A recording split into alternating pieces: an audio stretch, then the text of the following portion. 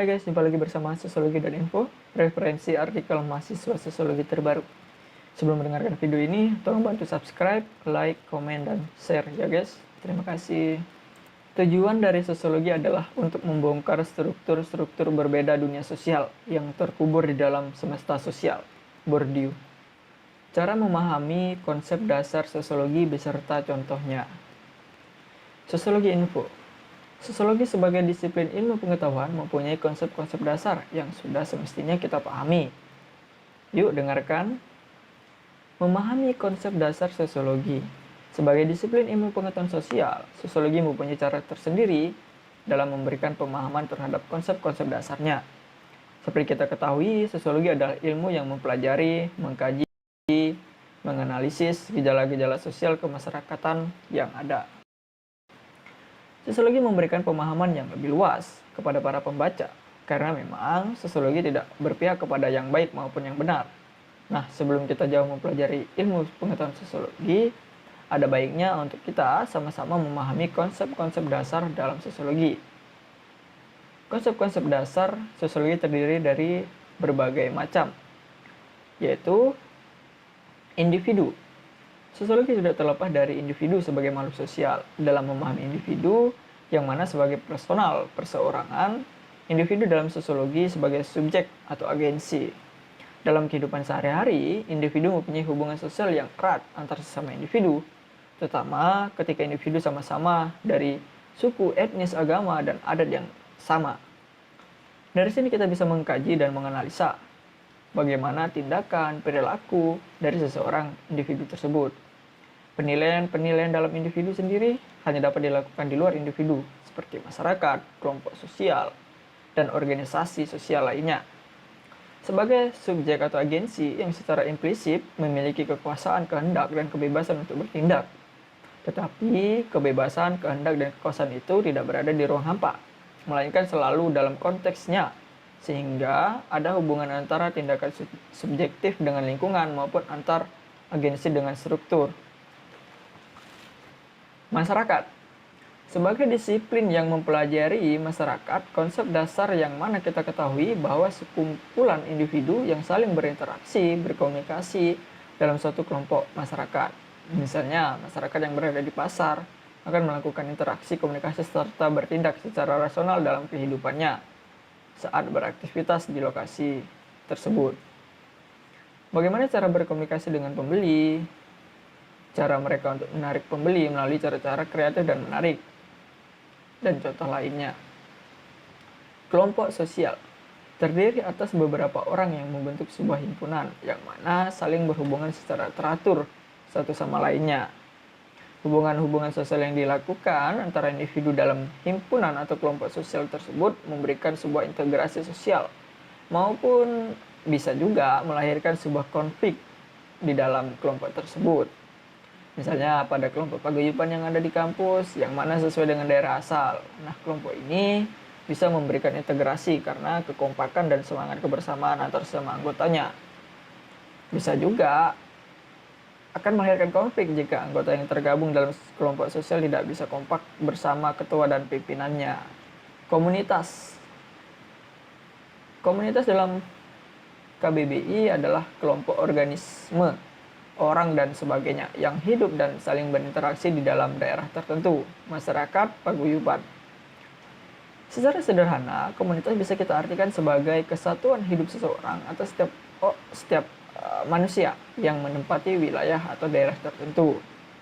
Misalnya komunitas masyarakat Palembang yang tinggal di perantauan, misalnya di Makassar atau di Jakarta dan daerah lainnya, menjadi sebuah komunitas kecil yang mempunyai aktivitas sosial kemasyarakatan dan membawa dengan penduduk lokal maupun pendatang lainnya.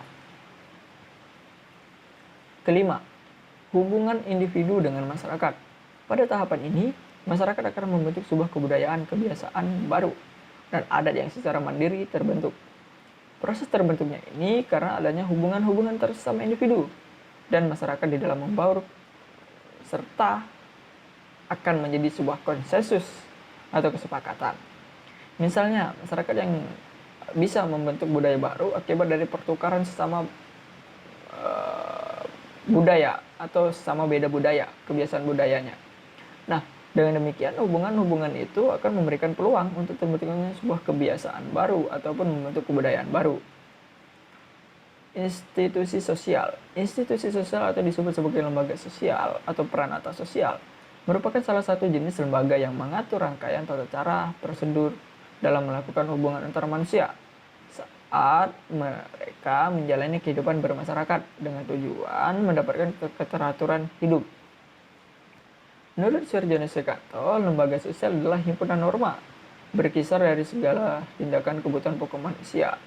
Sementara, menurut Paul Horton dan Chester L. Hunt, institusi sosial adalah sistem norma dan hubungan penyatu nilai dan prosedur tertentu untuk memenuhi kebutuhan dasar manusia. Misalnya, pada lembaga ekonomi, politik, agama, dan lembaga bidang lainnya, masih banyak contoh yang bisa kita jumpai dalam kehidupan masyarakat. Fakta sosial. Kesadaran yang ada pada diri seseorang, baik secara material maupun non-material, perlu kita ketahui bahwa fakta sosial selalu ada pada masa lalu, sekarang, dan masa mendatang. Misalnya, pada fakta sosial non-material, kita bisa menemukan fakta sosial pada diri seseorang yang bisa egoisme, dorong seseorang untuk memberikan pengaruhnya, dan contoh lainnya. Organisasi sosial.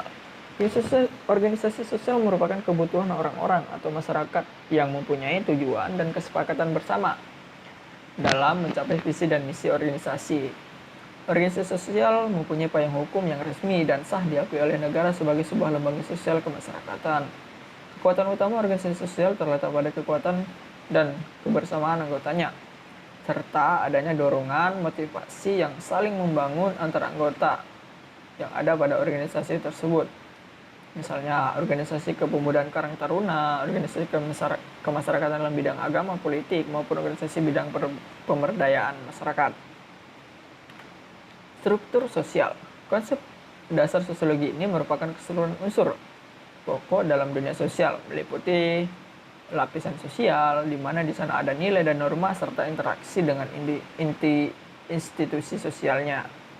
Misalnya kita bisa menemukan struktur sosial pada masyarakat yang satu pemeluk agama maupun satu suku. Seperti di Bali, masyarakat yang beragama Hindu akan datang ke pura untuk sembahyang. Begitu juga dengan contoh masyarakat beragama lainnya.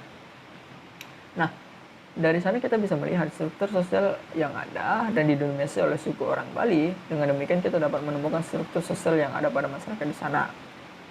10. Proses sosial. Hubungan timbal balik yang ada pada masyarakat merupakan bagian dari proses sosial yang sedang berlangsung pada masyarakat, baik secara kelompok maupun individu. Misalnya, hubungan timbal balik yang bisa kita lihat sebagai sebuah proses sosial dalam masyarakat, yaitu dari aspek budaya, ekonomi, pendidikan, hukum, dan aspek kehidupan yang lain. 11. Perubahan sosial. Pemahaman perubahan sosial akan banyak, karena perubahan sosial mencakup seluruh lapisan struktur maupun hubungan antar individu maupun antara masyarakat. Perubahan sosial yang terjadi dalam masyarakat akan memberikan dampak secara langsung, baik dampak yang positif maupun dampak yang negatif. Masyarakat tidak akan bisa menghindari perubahan. Sebagai konsekuensi, kita mesti siap menyambut perubahan sosial itu. Misalnya perubahan sosial di era digital, ketika semua kebutuhan berada dalam genggaman, yaitu smartphone. Kita bisa menggunakan untuk memenuhi kebutuhan makan, berpergian, mengirim barang, yaitu dengan satu aplikasi, misalnya seperti Gojek, Grab, dan jenis transportasi online lainnya. Terakhir, ke-12, sistem sosial. Sebuah proses sosial yang mempunyai pola-pola dan menunjukkan hubungan-hubungan sosial, baik antara individu maupun kelompok sosial yang ada di dalam sistem sosial tersebut, serta lingkungan yang secara lebih luas lagi. Dalam pengertian yang sederhana, kita melihat sistem sosial interaksi sosial yang terjadi dalam masyarakat yang memiliki ciri khas serta keunikan tersendiri. Misalnya dalam hal jabatan seseorang, sebut saja seorang yang mempunyai jabatan kepala desa akan dihormati dan disegani oleh masyarakat serta menjadi panutan bagi warganya. Begitu juga dengan sistem sosial yang ada pada perusahaan yang sudah diatur sesuai dengan posisi jabatan, mulai dari direktur sampai pegawai paling bawah. Itulah cara sistem sosial bekerja. Nah, Itulah beberapa konsep-konsep dasar dalam sosiologi yang bisa kita pahami bersama sebagai modal awal untuk mengkaji fenomena-fenomena sosial atau gejala sosial kemasyarakatan yang ada di lingkungan kita. Terima kasih sudah mendengarkan video ini. Sampai jumpa lagi di video selanjutnya.